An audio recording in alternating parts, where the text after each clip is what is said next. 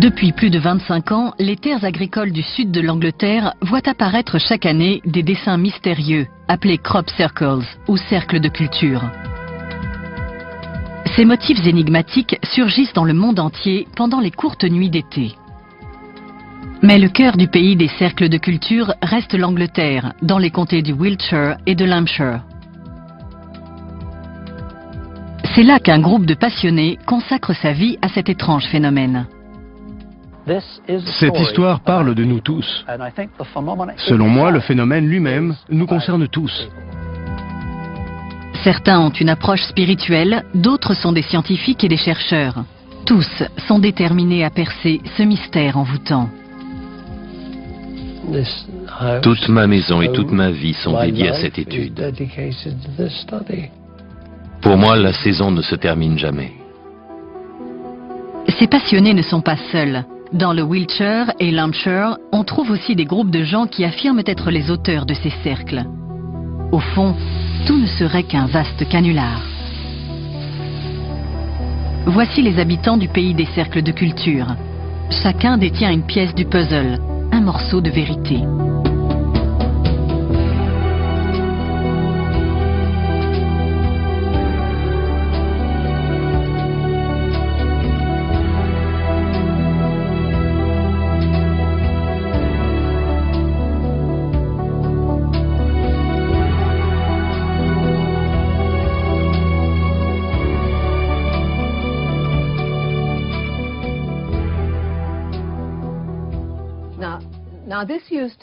Autrefois, c'était ma salle à manger.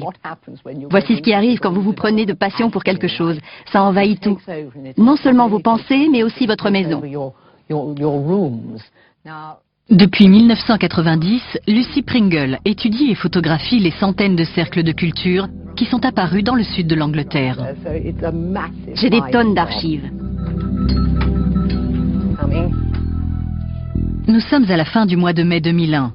Le premier cercle de culture de la saison vient enfin d'apparaître, avec près d'un mois de retard, tout près de chez Lucy, dans le comté de l'Hampshire. L'Hampshire a été le berceau de cercles de culture pendant les années 1980. Cela me semble normal qu'après tous les problèmes terribles que nous avons eus avec la fièvre afteuse, les cercles reviennent là où tout a commencé.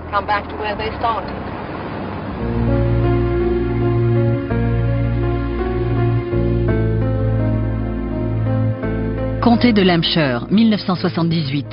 Les premiers cercles de culture sont signalés. Ce ne sont que des simples dépressions circulaires dans des champs. Personne n'y prête grande attention.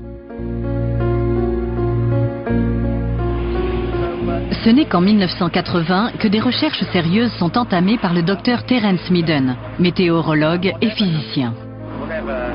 Quelle que soit la cause de tout cela, ça se passe dans l'atmosphère au-dessus des champs. Midden est persuadé que certaines de ces formations peuvent être expliquées par des anomalies météorologiques appelées vortex de plasma. C'est un terme scientifique qui peut sembler grandiloquent, mais au fond, ce n'est qu'un tourbillon qui se forme dans l'air sous l'impulsion d'événements naturels. Certains scientifiques ont pu montrer qu'un tel vortex pouvait s'affaisser. Cette explication, bien que scientifiquement valide, ne peut s'appliquer qu'aux formations les plus rudimentaires. Dans les cas des cercles de culture très simples, formés naturellement, on a toutes les raisons de penser qu'ils ont été formés par un vortex tourbillonnant. En 1981, Midden est rejoint par Pat Delgado, ingénieur électronicien. Delgado est le premier à suggérer que le paranormal pourrait intervenir dans ces phénomènes. Il trouve également un autre partisan de cette théorie. Aujourd'hui, Colin Andrews fait autorité dans le monde entier en matière de cercles de culture. Et pourtant, cette passion lui est venue par hasard. C'était un jour comme les autres. Je roulais sur cette route. En sortant de ce bosquet, j'ai regardé sur la gauche et c'était là. J'ai vu 5 cercles parfaits formant une croix. Et là, ma vie a basculé. C'était très étrange. À l'époque, j'étais haut fonctionnaire dans le gouvernement britannique et je passais sur une route que je connaissais bien. Il m'a fallu 20 minutes pour arriver jusqu'au cercle. Et je peux vous assurer que les seules traces de pas dans le champ étaient les miennes. On ne voyait rien du tout. Aucun point de compression, aucune tige abîmée, aucune empreinte. Je ne saurais pas l'expliquer, mais j'ai ressenti un pincement dans le ventre. Quelque chose a cliqué. C'était comme si on me disait, voilà, c'est ton boulot. Et aujourd'hui encore, c'est mon boulot.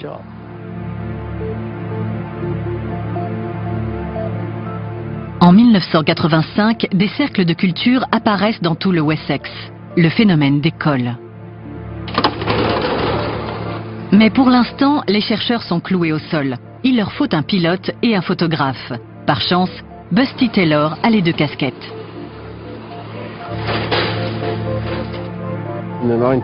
Dans les années 1990, on voyait apparaître 3, 4 ou 5 formations différentes dans la nuit.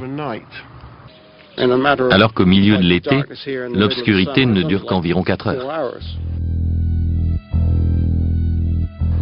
Certaines de ces formations n'étaient pas faites par la main de l'homme. Avec l'arrivée de Busty, le noyau dur des passionnés des cercles de culture, les chercheurs, comme on dit, est sur pied. Serrez-vous la main. On était tous amis. On s'entendait bien, on se voyait parfois tous les jours, ce qui n'était pas du goût de nos familles. Ça prenait de l'ampleur. Chaque jour, ça occupait plus de place dans nos vies. Le deuxième cercle change de flux directionnel. En 1989, avec la publication de Circular Evidence, le best-seller d'Andrews et Delgado, le monde entier apprend l'existence des cercles de culture.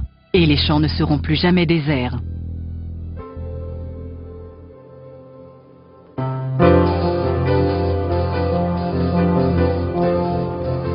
Les cercles de culture ont une durée de vie limitée. Ils survivent au maximum jusqu'aux moissons suivantes. Mais bien avant ça, leur forme et leurs détails complexes se seront érodés à cause de l'intervention des éléments naturels et des hommes. On va tourner à droite pour aller dans les champs. Les chercheurs dépendent d'un petit groupe de chasseurs de cercles de culture qui photographient et étudient les formations récentes. Dans le meilleur des cas, quelques heures après leur création. Celui qui est derrière nous est le premier cercle de culture de la saison. C'est toujours terriblement excitant de découvrir un nouveau cercle. Et encore plus pour celui-ci, puisqu'il est à quelques minutes de chez moi. Il a une forme géométrique très simple. C'est une formation classique pour un début de saison. Un simple motif circulaire, comme on en voit très souvent depuis plus de 10 ans. Mais pour les chercheurs, c'est le début tant attendu de la saison 2001 des cercles de culture. Malheureusement, nous ne pouvons pas aller plus près à cause des mesures de précaution contre la fièvre afteuse. Pour la Grande-Bretagne, 2001 restera l'année de la fièvre afteuse, un pathogène volatile touchant les bovins et les moutons qui a fait des ravages dans les campagnes et conduit à la mise en place de restrictions dans l'accès aux terres agricoles. Mais pour certains chasseurs de cercles de culture, cette crise sanitaire est une question bien trop terre à terre. En ce moment, je fais ce qu'on appelle ma crise des 50 ans. Sauf que je ne me sens pas du tout en crise, je m'éclate totalement. L'Américain Peter Sorensen est venu pour la première fois dans le Wessex en 1992. Il a été envoûté par les cercles de culture au point de revenir à chaque saison. Sa mission, garder une trace du phénomène avec sa caméra. Oh, c'est magnifique. Filmer les cercles de culture est un boulot pas compliqué et vraiment très sympa. Là, c'est marron. Ça devrait être par là. La deuxième formation de la saison est apparue et avec son collègue Nan Yu, Peter l'a repérée depuis la route, au-dessus du petit hameau de Pewsey. N'écris pas sur la carte. Non, c'est juste ici.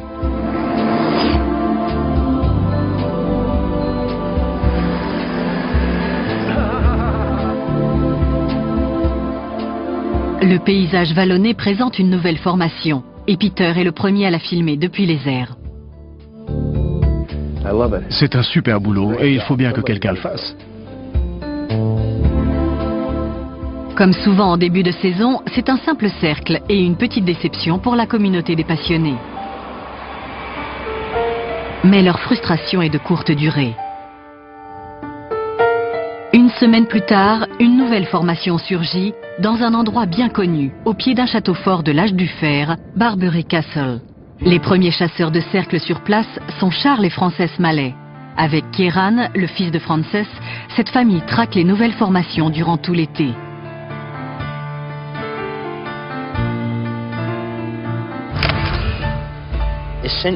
Comme on habite à proximité, on vient observer les formations dès qu'elles arrivent. On est souvent les premiers à les voir. On les mesure, on les dessine et on prend des notes. Va jusque là-bas, tout au bord du cercle.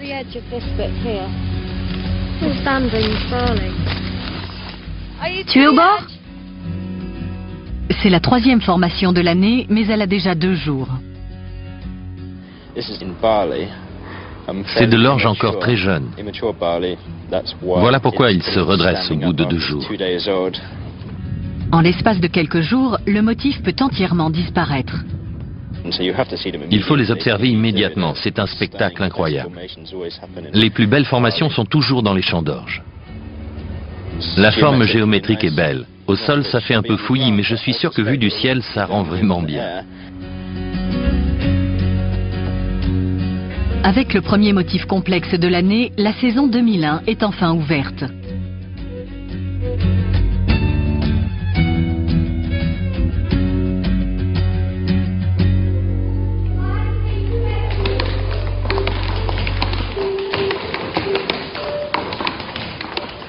Au cœur du phénomène des cercles de culture se trouve le petit village d'Alton Barnes. Polly Carson vit ici depuis longtemps et pour cette agricultrice, ce mystère est comme un don du ciel. L'année précédente, des voisins avaient eu un cercle chez eux.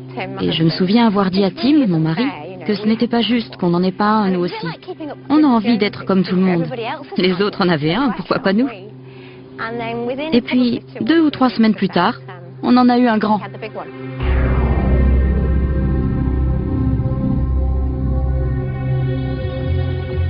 Dans les 24 heures, on a été assaillis par la presse britannique. Et dans les 48 heures, c'était les médias du monde entier. On a vu débarquer des milliers de gens.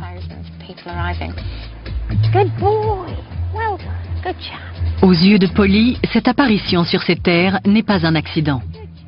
Quand c'est arrivé, c'était comme si j'avais Stonehenge chez moi. Je ne pouvais pas empêcher les gens de voir ça. Ça n'aurait pas été juste, ça appartenait à tout le monde. Je sais que beaucoup d'agriculteurs ne sont pas de cet avis. C'est peut-être pour ça que c'est venu ici.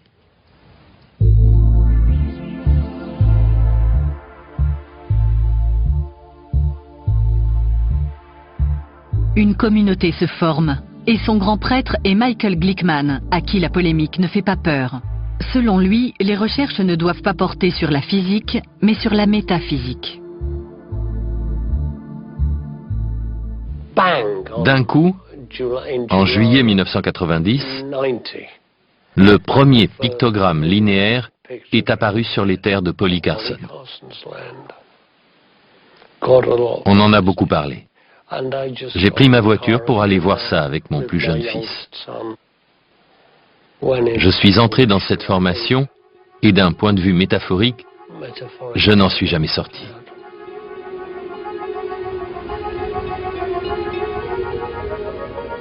En pénétrant à l'intérieur, on se retrouvait ailleurs.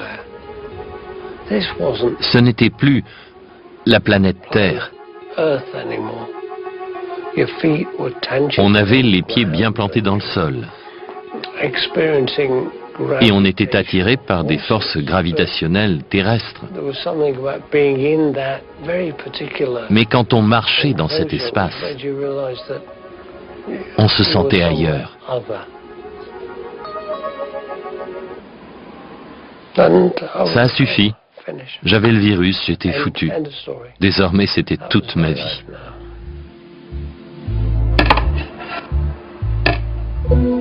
Architecte de formation, Michael Glickman consacre tout son temps à déchiffrer le sens des cercles de culture, car pour lui, ce sont des messagers. L'approche de la science moderne est « comment ça marche ?» Moi, j'essaie de comprendre le message. Et 11 ans plus tard, j'en suis persuadé, ça me semble toujours la chose à faire.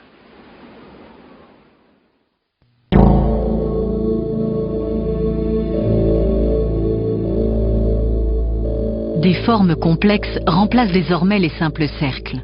En juillet 1991, une formation incroyable apparaît près du château fort de Barbury Castle.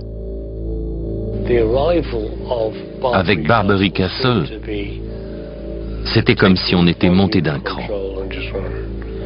On était sidéré, totalement sidéré.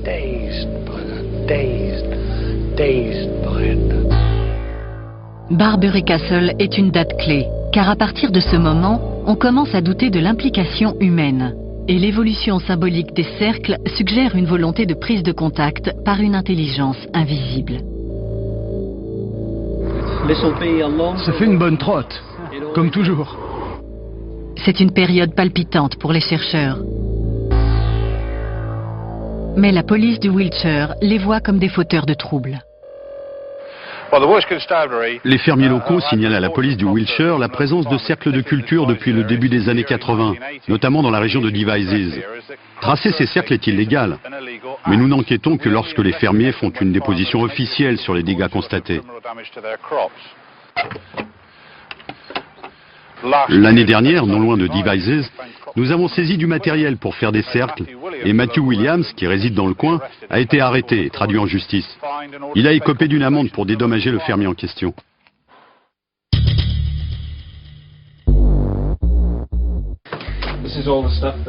Voici ce que la police m'a rendu. Ils avaient confisqué toutes sortes d'équipements de recherche.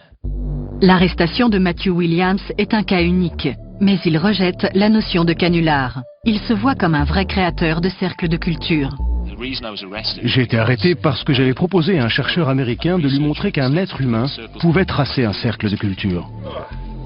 Je lui ai donc fourni des preuves qu'il a transmises à Michael Glickman, qui est ensuite allé à la police et a persuadé le fermier de porter plainte contre moi. Je suis très fier d'avoir participé à la condamnation de Matt Williams.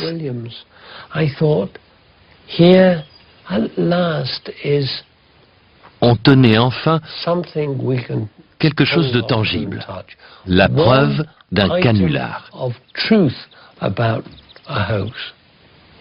Mais pas du tout. Ici, c'est mon jardin. J'ai donc légalement le droit de faire ça.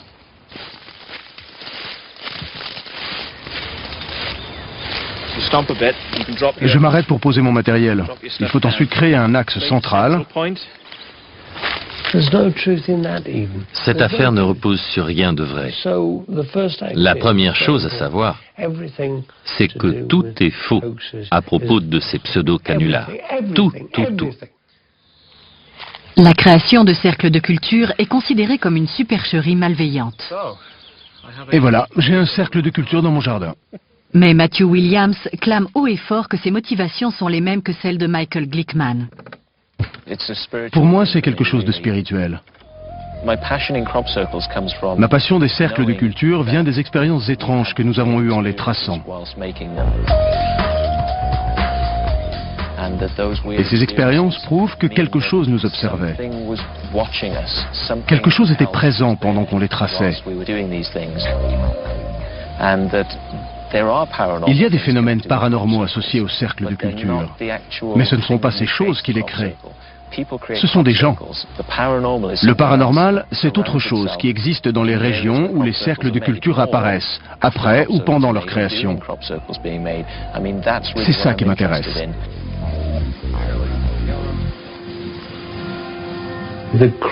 Ça devient n'importe quoi. Du délire. Et tout remonte à Doug et Dave. Tout a commencé avec ce premier mensonge lamentable.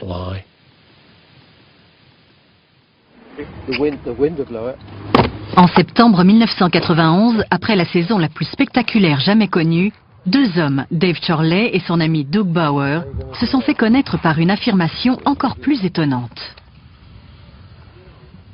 Il n'y avait aucun cercle de culture avant 1978 quand on a créé le premier. Quand Doug et Dave ont tracé le premier cercle, j'ai toujours pensé que c'était un don, pour donner aux gens quelque chose de mystique, de paranormal, d'extraordinaire. John Lundberg, un artiste basé à Londres, prétend perpétuer la tradition de création de cercles inaugurée par Doug. Ce qui est formidable, c'est à quel point c'est simple. Il suffit de faire le premier cercle, et après ça fait boule de neige. Bauer affirme que ce n'était qu'une plaisanterie. On voulait faire croire qu'un ovni avait atterri pendant la nuit. Ça ne tient pas debout. Ce n'était ni fait ni à faire. Ça ne ressemblait en rien à ce qu'on avait vu. C'est facile de faire croire qu'on a fait ceci ou cela, mais quand on leur a demandé de reproduire certains motifs, ils en ont été incapables. Doug et Dave ont prétendu avoir tracé eux-mêmes tous les cercles de culture. Mais leur version a changé au fil du temps. Après, ils ont dit que c'était seulement certains des cercles, et pas tous. Celui-là, mais pas celui-ci. Leur histoire n'était jamais la même. Il y a une autre incohérence dans l'affirmation de Doug et Dave. Les historiens ont retrouvé des archives surprenantes évoquant des cercles de culture. Elles datent de plusieurs siècles. Par exemple, un article de la revue britannique Nature décrit plusieurs cercles près de Londres dans les années 1880. Certains documents remontent au XVIIe siècle, quand on croyait que les cercles de culture étaient l'œuvre de démons. Malheureusement, ces preuves sont arrivées trop tard pour convaincre l'opinion publique.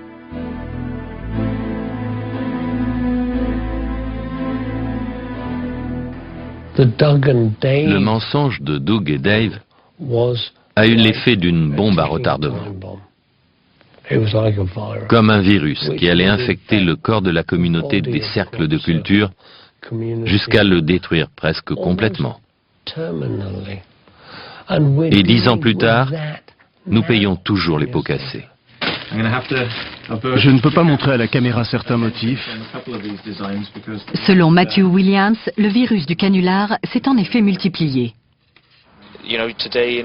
Aujourd'hui, en 2001, il y a encore 7 équipes qui travaillent dans le Wiltshire.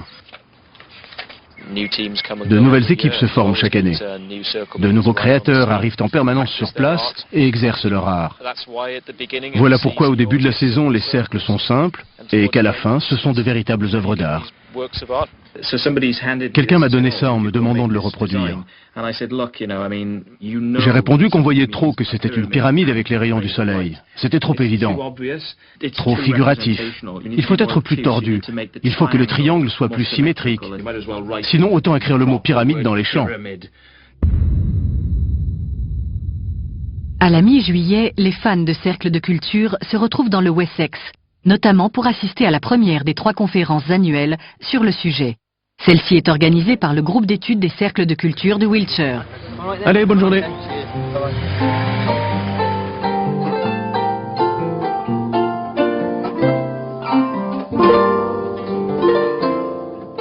Pour certains, ces conférences sont l'équivalent d'un pèlerinage spirituel. Beaucoup trouvent des réponses à leurs questions dans les interprétations ésotériques de l'organisatrice de la conférence, Francine Blake. Souvent, des journalistes m'appellent pour me dire « Parlez-moi des cercles de culture. Qu'est-ce que c'est? Qui les fait? Quelle est leur signification? Vous avez 2 minutes. » C'est un vaste sujet. Je ne sais pas d'où ça vient. Tout ce que je sais, c'est que ça émane d'un niveau de conscience très élevé et que ça interagit avec nous. Je sais que ça nous guide, que ça nous apprend des choses et nous ouvre des horizons. Et ces échanges peuvent prendre une tournure commerciale. Les conférences attirent aussi bien les chercheurs que les artistes. Pour certains, comme le photographe Steve Alexander, il n'est pas évident que les cercles de culture soient un jour décodés. Et d'ailleurs, il pense que c'est bien mieux ainsi. Pour lui, le défi consiste à saisir une énigme. C'est comme tout ce qui touche aux ovnis et au paranormal. Ces mystères ne sont pas résolus parce qu'ils ne sont pas censés l'être. Il faut que ça reste un mystère. On photographie sous plusieurs angles, mais pour le livre, on n'en garde qu'une ou deux. Depuis 1999, Steve et sa compagne Karen Douglas publient chaque année un livre sur les plus belles formations de la saison. On met beaucoup de photos dans nos livres pour qu'ils soient le plus complets possible, pour que ce soit un portrait fidèle du sujet. Comme la plupart des chercheurs, ils ont le sentiment que ce phénomène est intelligent et interactif, qu'il établit une communication avec ceux qui sont prêts à recevoir le message. Pendant l'été 1992, il y avait 4 formations à moins de 1500 mètres de ma maison, et c'était vraiment troublant. Depuis, j'ai l'impression que quelqu'un m'a laissé comme une carte de visite, disant « Salut, tu as compris ce qui se passait ?» Et les phénomènes observés sont extraordinaires. C'est quoi? J'étais sur la colline et j'ai vu un point lumineux.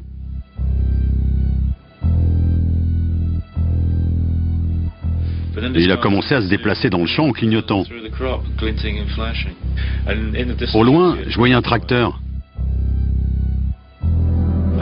Plus tard, le conducteur du tracteur a été interrogé. Et il a répondu que le moteur de son tracteur s'était arrêté quand l'objet l'avait survolé. Il l'a décrit comme aussi gros qu'un ballon. La théorie selon laquelle les ovnis sont responsables des cercles de culture a un fond de vérité, parce que beaucoup de témoins oculaires décrivent une sorte de vaisseau ayant participé physiquement à la création des dessins. Mais ça va bien au-delà de ce qu'on peut observer. Concernant les cercles de culture, je crois que les ovnis ne sont qu'une infime partie de la réalité. Une autre partie de la réalité qui fait l'unanimité chez les chercheurs est leur certitude que les authentiques cercles de culture génèrent des énergies subtiles qui peuvent être ressenties et mesurées. Les effets ne sont pas toujours positifs. Certaines personnes se sentent incommodées, ont envie de vomir ou mal à la tête. Ou d'autres, en marchant dans le champ pour approcher du cercle, ont l'impression que quelque chose veut les empêcher d'avancer. On se retrouve avec une violente migraine. Super! Je ne vous donnerai pas le nom de la personne ni où ça s'est produit. Mais un jeune homme est entré dans une formation récente et il a eu une érection pendant 24 heures. On constate de drôles de choses. Pas besoin de Viagra ici. On l'a prise un dimanche dans une formation apparue la veille. Les pannes de matériel et les anomalies photographiques sont également monnaie courante. Les piles des appareils photo se vident en une seconde. Un signe positif quand l'appareil tombe en panne. Ça ne nous est pas arrivé cette année. Quand ça arrive, vous êtes plutôt content.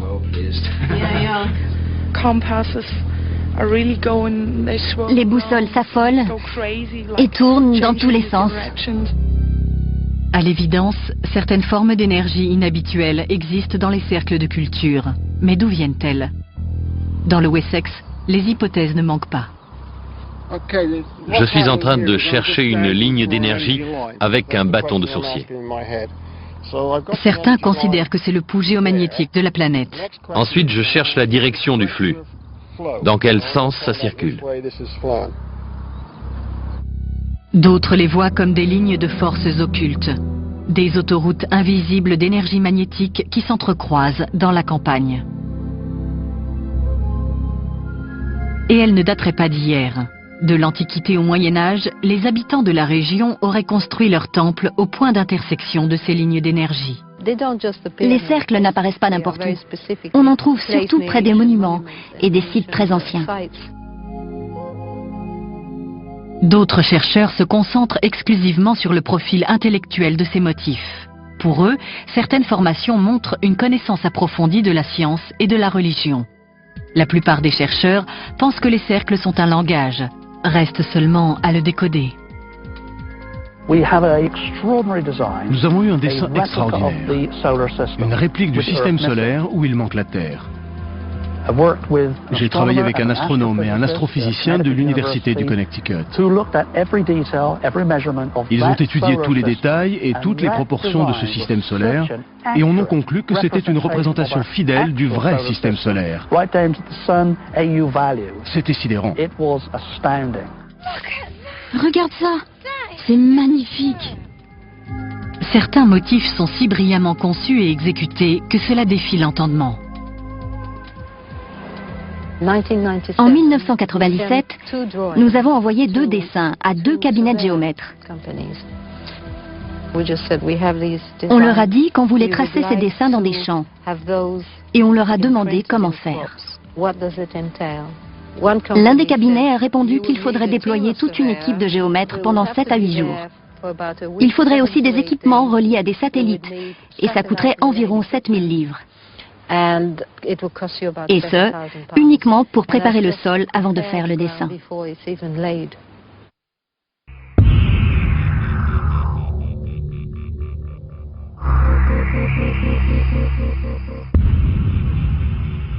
Fin juin, les formations continuent d'apparaître.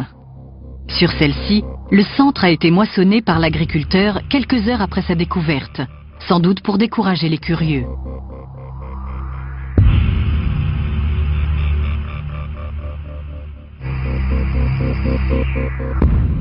11 juillet, plus au nord, dans le Cambridgeshire. 12 juillet, la ferme des Carson accueille sa 2e formation de la saison. Andy Thomas, auteur et chercheur, et son collègue Jeff Stray sont sur place pour enquêter. Très souvent, les traces du tracteur traversent la formation. Et sur les bords, on voit des brins qui ne sont jamais couchés. Jeff Stray guette une autre anomalie courante. Souvent sur le premier ou deuxième nœud de la tige en partant de la base, on voit un petit trou par lequel s'écoule la sève. Les nœuds ont explosé. Il y a eu une trop forte pression qui les a fait éclater.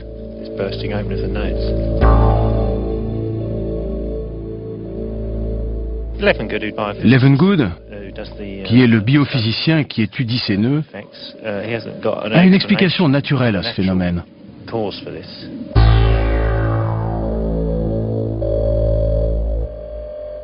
Le biophysicien américain W.C. Levengood est un pionnier de l'exploration scientifique des cercles de culture.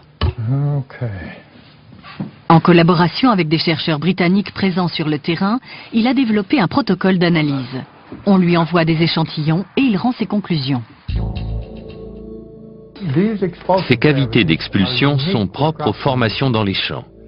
On n'en trouve jamais sur les tiges témoins. J'ai examiné des milliers de plantes témoins et je n'en ai jamais vu.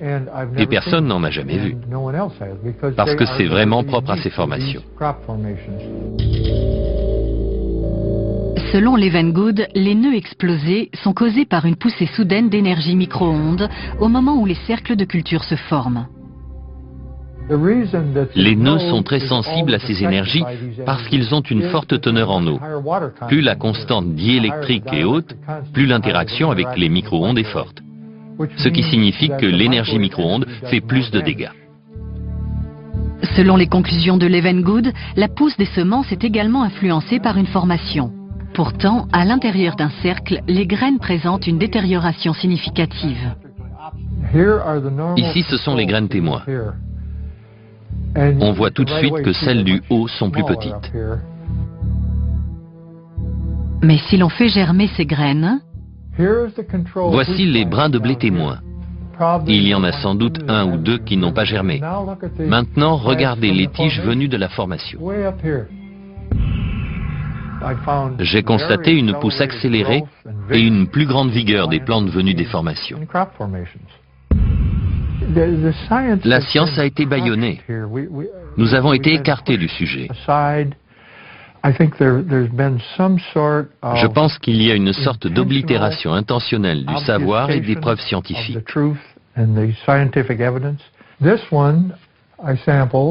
J'ai étudié des échantillons de celle-ci, mais je n'ai rien trouvé. Et puis 1 an plus tard, j'ai découvert que c'était l'œuvre d'un oblitérateur de savoir, comme je les appelle. C'était un canular. Qu'on les considère comme des auteurs de canulars et des créateurs de cercles comme ils se présentent, ces gens ont toujours formé une communauté cachée. On va voir. Mais depuis son arrestation, Matthew Williams a opté pour une position plus offensive. Il propose une réunion gratuite sur le phénomène, comme par hasard, au moment de la conférence du Wiltshire. Ça a lieu aujourd'hui. Pour bien me démarquer des 55 livres qu'ils font payer, j'ai décidé d'organiser une conférence gratuite pour dire aux gens ce qu'ils n'ont pas le droit d'entendre là-bas. L'un des problèmes de Matt, c'est qu'il claironne qu'il est l'auteur des cercles. Il explique leur signification et prétend qu'ils sont tracés par des humains. J'ai entendu des théories intéressantes. Des hérissons s'accouplant, des cerfs en rut, des courants descendant sous des hélicoptères, ou alors c'est juste des extraterrestres. Matthew n'est pas seul. La salle est pleine d'auteurs de cercles anonymes qui acceptent, bon gré mal gré, d'évoquer leurs expériences. J'ai freiné et je suis sorti de la voiture. J'ai avancé jusqu'au bord et j'ai vu 2 lumières posées au sommet des arbres, au-dessus de la formation. On aurait dit un satellite. Une lumière orange et puis plus rien. Mais les satellites ne font pas ça, non? 2 lumières très fortes flottaient lentement, avant de disparaître derrière les arbres. Et puis plus rien. Une autre est venue de derrière la colline et elle est passée sous la première. Elle s'est arrêtée au-dessus du cercle de culture et toutes les 2 se sont éteintes. De telles expériences sont courantes parmi les auteurs de canulars, mais aussi les chercheurs. Tout le monde connaît quelqu'un qui a vécu une expérience étrange. Tout le monde accepte le fait que des gens tracent des cercles et que des boules de lumière ou d'autres phénomènes apparaissent en association avec ces formations.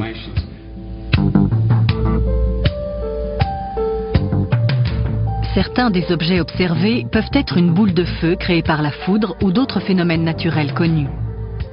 Mais beaucoup se comportent de manière inexplicable. Quelle que soit leur origine, ces objets volants non identifiés sont associés au cercle de culture depuis toujours et sont une nouvelle preuve qu'il s'agit d'un phénomène authentique.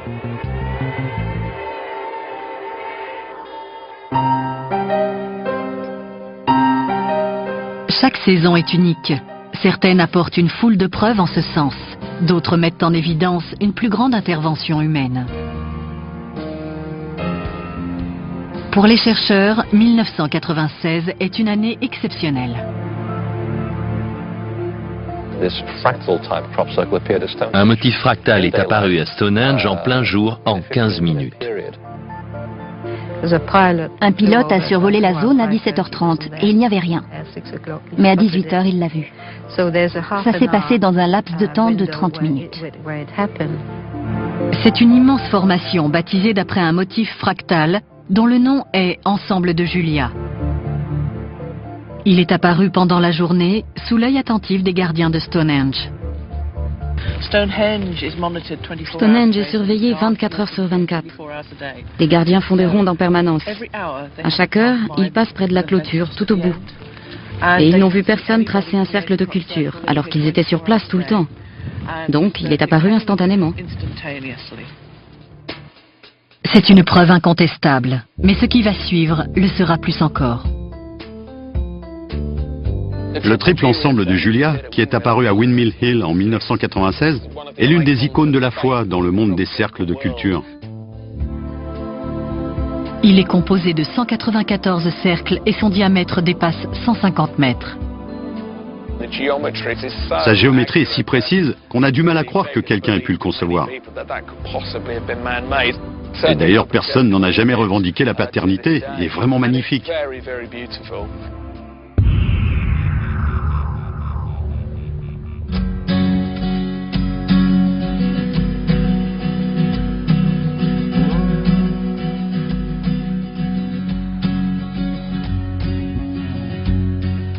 C'est un matin anglais typique, gris et humide.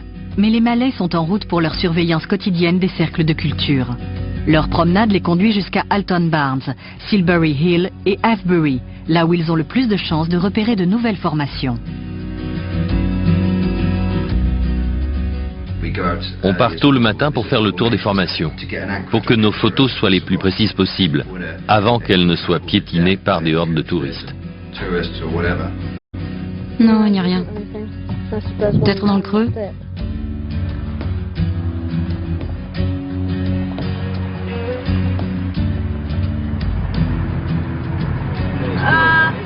On en a une. Là-bas, regardez.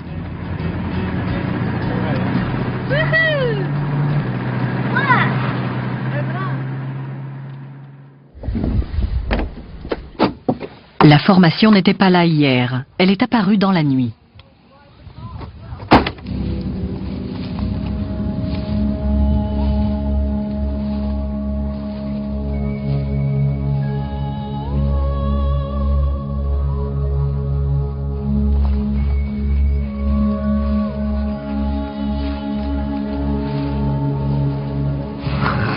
C'est plutôt louche.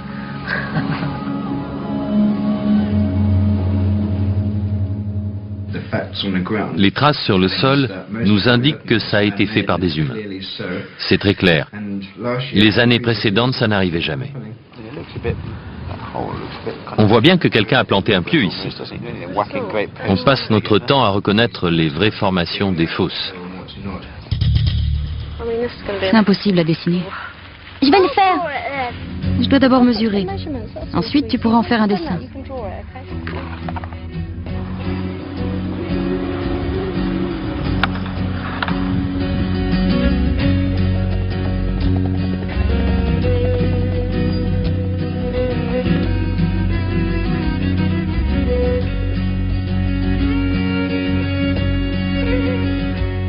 Regarde, il y a quelqu'un. C'est le fermier?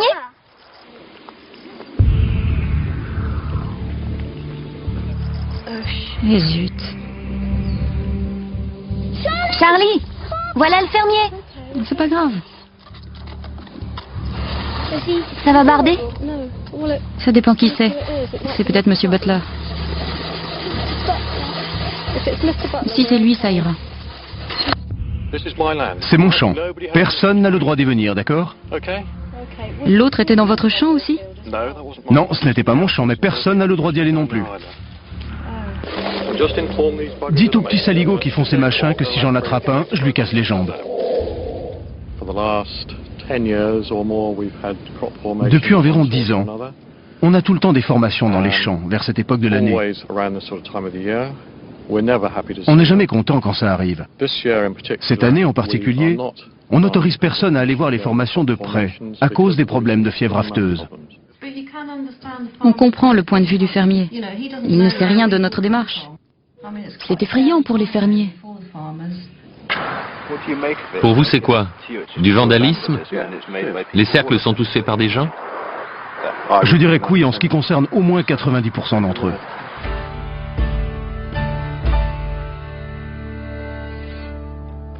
Quand on les interroge, les agriculteurs locaux avouent avoir vu des cercles bien avant qu'ils ne deviennent à la mode. On voyait des cercles tout simples. Ils étaient là, tout seuls, ou alors il y en avait un groupe de 2 ou 3. Mais souvent, c'était juste une zone toute aplatie. On ne le voyait qu'en passant dessus avec la moissonneuse.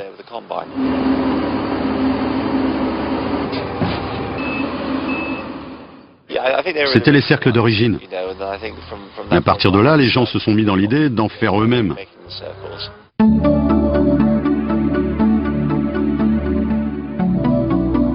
Fin juillet, la saison 2001 des cercles de culture passe à la vitesse supérieure.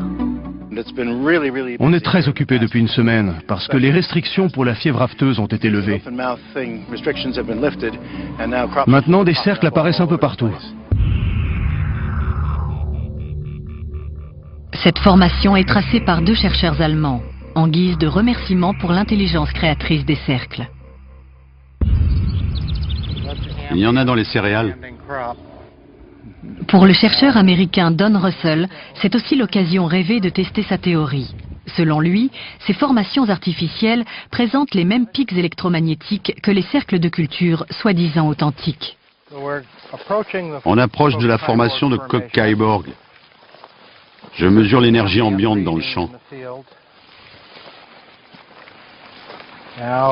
C'est vraiment étrange. C'est quoi? C'est le bord. 60, 70, 80, 90. Nom d'un chien. C'est au centre. Les mesures les plus hautes sont en périphérie du tourbillon central.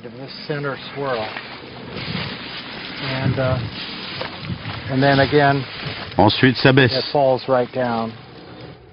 Encore une fois, une formation artificielle libère les mêmes énergies que les vrais cercles. Et ça remonte haut. Très intéressant. Elle a également suscité beaucoup de polémiques. Ils ont l'autorisation d'être là, le fermier est d'accord. Beaucoup de gens croient au canular et vous leur donnez du grain à moudre. Je crois qu'on fait ce qu'il y a à faire. On mène des recherches scientifiques. C'est une expérience contrôlée. Je comprends. Ce n'est pas aussi répréhensible que les canulars. Mais je crois que vous donnez des arguments à ceux qui pensent que des humains créent ces cercles, alors que le monde aurait bien besoin d'une énergie transcendantale. Ce ne sont pas des créations humaines. Ce n'est pas à notre niveau. Et ça vient d'un très haut niveau de conscience. Ça dépasse notre compréhension, nos connaissances. Ça, c'est difficile à accepter. Alors que des hommes qui feraient ça avec des planches, c'est facile à accepter, parce que ça cadre avec notre mode de pensée. Si les cercles de culture sont réels, ils sapent les fondations même de notre société. Notre science, notre religion, notre technologie, notre économie, notre sociologie. Et ça fait peur. Les créateurs de cercles sont diabolisés, ce qui ne rime à rien. Peut-être sont-ils des héros. Et il se pourrait que les croyants purs et durs soient des gens fascistes et dogmatiques qui créent tous les problèmes du monde.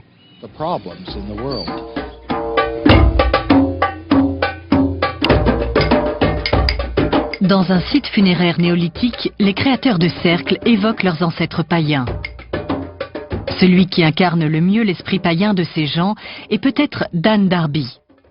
Avec sa femme et son enfant, il vit dans une péniche qui parcourt les canaux du Wiltshire.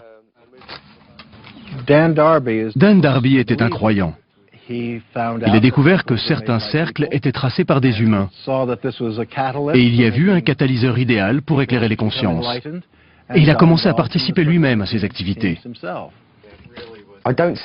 Pour moi, il ne s'agit pas de se moquer ou de tromper les gens. C'est une chose spéciale, subtile et magique. Ce n'est pas une blague. On veut savoir ce qui se passe, ce que c'est. D'un côté, on a les créateurs de cercles et de l'autre, les chercheurs. Mais au milieu, il y a une autre forme de conscience qui se moque de tout le monde. Plusieurs fois, on a bien cru se faire attraper. Des torches ont balayé les champs. Des gens essayaient de nous attraper. Mais on pense que quelque chose nous protégeait.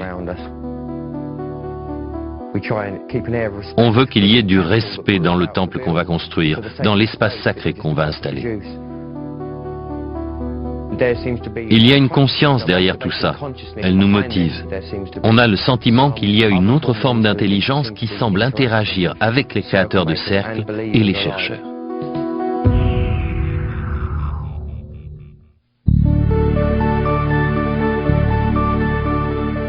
La saison 2001 a atteint son apogée, mais elle est loin d'être terminée.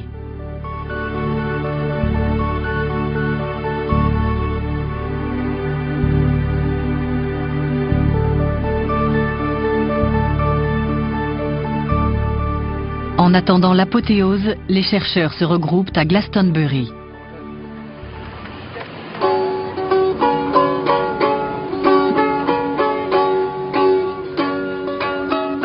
Glastonbury est la capitale spirituelle de l'Angleterre. Ici, les mythes antiques et la magie d'autrefois ont donné naissance à une philosophie New Age qui attire des touristes du monde entier. C'est ici que les chercheurs tiennent leur ultime conférence de l'année, la plus importante, le symposium de Glastonbury sur les cercles de culture. C'est une chanson sur les cercles de culture. Merci à tous d'être là. Et bienvenue au 11e symposium de Glastonbury.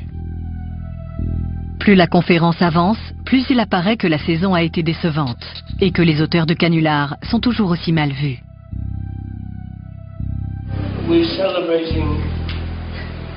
Nous célébrons un anniversaire très important.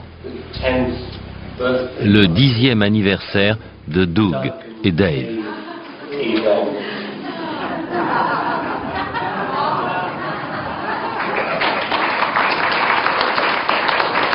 Happy birthday to you. Happy birthday. Il faut choisir ses mots. Joyeux anniversaire, Doug et Dave. Espèce de petits salopards dont les mensonges ont fait naître 10 années de contre-vérité. Bon anniversaire.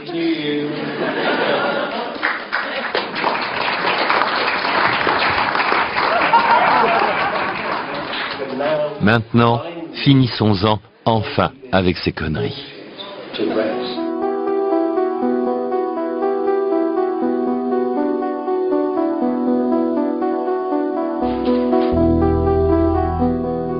Malgré cette mauvaise humeur affichée, la conférence est un succès. Mais la saison 2001 n'est pas encore terminée. Les chercheurs et les sceptiques attendent avec impatience la dernière formation. Et ils ne sont pas déçus. C'était apparu dans la nuit du samedi. Cette nuit-là, j'étais dehors, alors je me souviens que la météo était exécrable. Il pleuvait des cordes, donc cette chose est arrivée en une nuit par mauvais temps.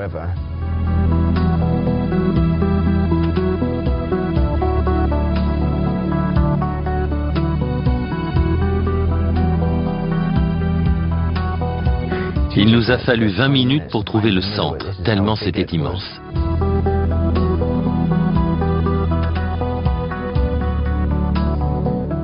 « 409 cercles. On en est tous restés bouche bée en pénétrant dans cette formation.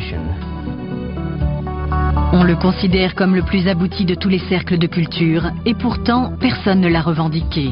D'ailleurs, le créateur de cercles, John Lundberg, a calculé que dans des conditions normales, il aurait fallu tracer chaque cercle en moins de 30 secondes. C'est tout simplement la plus grande formation jamais observée dans le monde, avec le plus grand nombre de cercles. Et c'est un motif époustouflant. C'est le point final spectaculaire d'une saison paresseuse et controversée.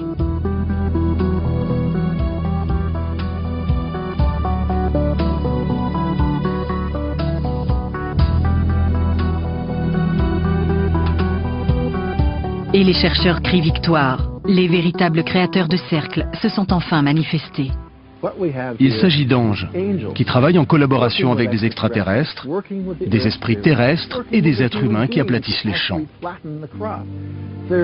Il y a une telle beauté, une telle intelligence, une telle majesté, un tel synchronisme dans les cercles de culture que ça ne peut pas se résumer à des petits plaisantins tout juste sortis du pub. Ça affecte le monde de manière si profonde et si magnifique que ça ne peut pas être que nous. C'est impossible.